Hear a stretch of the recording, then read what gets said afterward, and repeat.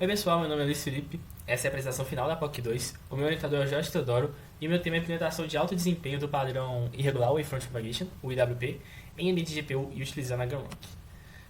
Recapitulando os objetivos de forma breve, o padrão IWP ele está presente em alguns algoritmos para o processamento de imagem. Por exemplo, em métodos de análise de imagens médicas, a gente pode encontrar esse padrão na implementação do algoritmo de reconstrução morfológica. Além disso, um outro algoritmo também que possui esse padrão em sua construção é a transformada de distância. Basicamente, né, o IWP ele é definido a partir de um espaço multidimensional que possui a noção de vizinhos e um subconjunto de elementos presentes nesse espaço multidimensional que é chamado de frente de onda. Uma propagação ela vai ocorrer somente quando uma dada condição de propagação, determinada com base em um elemento de frente de onda e seus frentes de vizinhos, é satisfeita. Quando for satisfeita, o vizinho é então adicionado à frente de onda. Essas propagações vão ocorrer até que não tenha mais nenhum elemento na frente de onda. O objetivo principal desse trabalho é implementar o IWP de forma bastante eficiente, com alto desempenho, e por isso foi escolhido utilizar a GPU e também a biblioteca Gunrock. Bom, a Gunrock ela é uma biblioteca CUDA e ela é voltada para o processamento de grafos e desenhada especificamente para GPUs. Basicamente, ela é capaz de atravessar grafos de forma bastante eficiente. Além disso, ela possui uma interface bastante compatível com a ideia do IWP. Se a gente for olhar essa função enect, que é basicamente a função main da Gunrock, ela prepara uma fronteira de onda inicial e então, enquanto essa fronteira tiver elementos nela, ela executa um loop, o que é bastante compatível com a ideia do IWP. Passando um pouco para a implementação, o primeiro passo dessa implementação é converter a imagem para uma representação de grafo. Isso porque a Gunrock ela trabalha em cima de grafos. A ideia dessa conversão ela é até bastante trivial, em que pixels que são vizinhos na imagem vão representar vértices que também são vizinhos no grafo, assim como representado na imagem aqui à direita. Um formato que a Gunrock aceita para representar grafos é o formato CSR.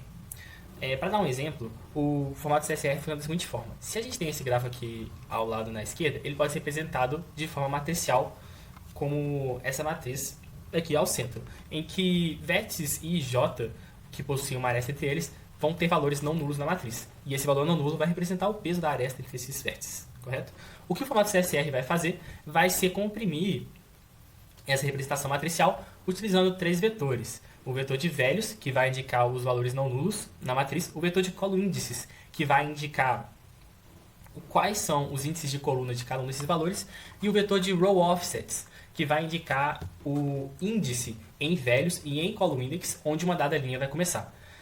Dessa forma, a gente vai conseguir comprimir a representação matricial de uma forma bastante eficiente, gastando muito menos espaço em memória. Bom, para a gente realizar essa conversão da imagem para o grafo e para preencher cada um desses vetores do CSR, a gente vai fazer isso de forma paralela para que seja também eficiente. Primeiramente, a gente preenche os row offsets e para isso cada pixel vai ser associado a uma posição desse vetor. O cálculo ele é feito a partir da posição IJ do pixel na imagem. E esse cálculo pode ser feito em tempo constante, já que em cada uma das threads que vão estar rodando para cada um dos pixels, a gente já tem a informação da estrutura da imagem como um todo. E por isso a gente consegue saber quantos vizinhos cada um dos pixels tem, e por isso a gente consegue preencher o row offset de maneira bastante eficiente e de maneira paralela na GPU. Para o preenchimento de column index, uma ideia bem similar é aplicada, só que agora cada pixel vai ser associado a 4 posições do vetor de column index. 4 posições porque é o maior número de vizinhos possíveis para cada um dos pixels, caso a conexão seja de 4, né? De forma 4. Cada vizinho de cada pixel vai ser então adicionado ao vetor, e posições não utilizadas do vetor são posteriormente eliminadas. A gente faz isso para poder separar cada uma das áreas do vetor e para que threads não interfiram nos valores inseridos por outras threads.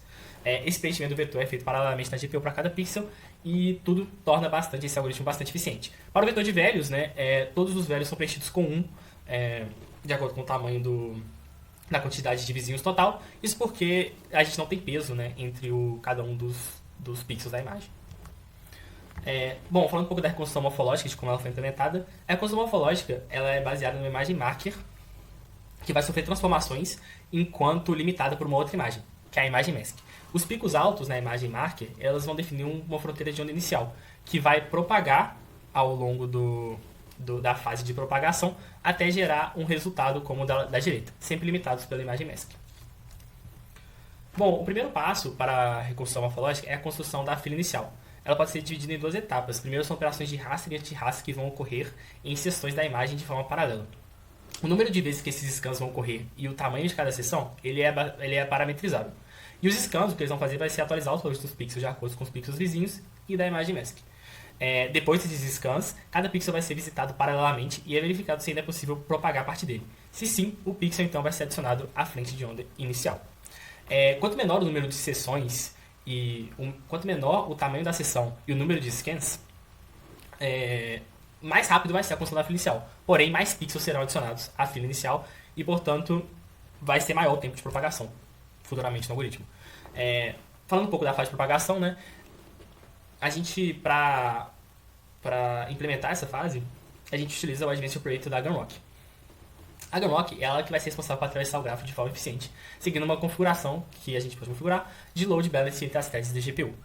Basicamente, essa função ela vai receber a imagem marker, a imagem mask, o pixel atual que está sendo processado, assim como o vizinho atual que está sendo processado desse pixel. E então vai retornar se o pixel vizinho vai ser adicionado ou não na fronteira de onda. Para isso, a gente utiliza operações atômicas e ainda confere esse valor de old val aqui.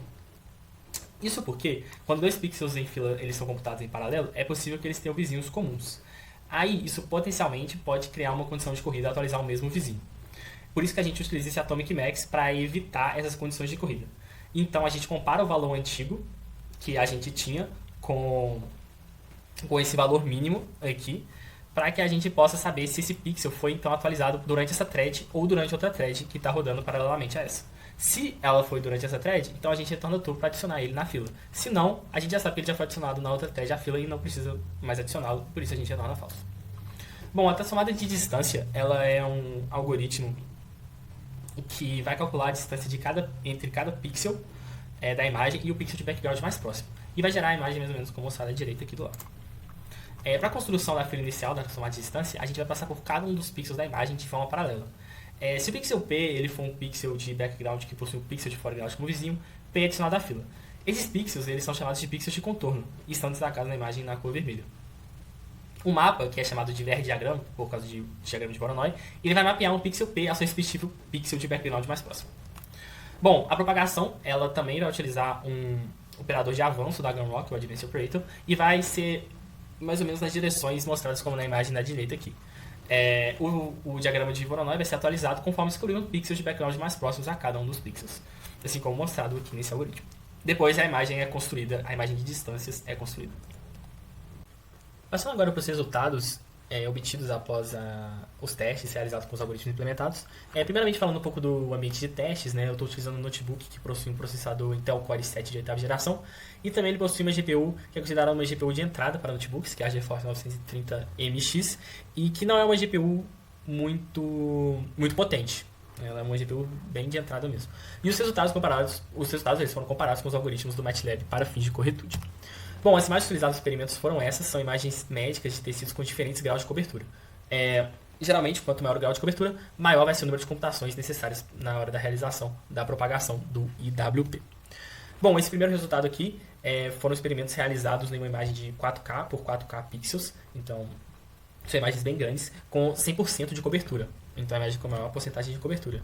O que eu queria mostrar aqui é o tamanho da fronteira em relação ao tempo de propagação. A gente vê que quanto menor o tamanho da fronteira, menor o tempo de propagação, como esperado. Mas mesmo assim, fronteiras com um número de pixels muito grande, assim, com mais de 1.200.000 pixels, demoraram pouco tempo ainda assim, para ser executado o tempo de propagação, sendo variando ali de 1.6, 1.5 segundos.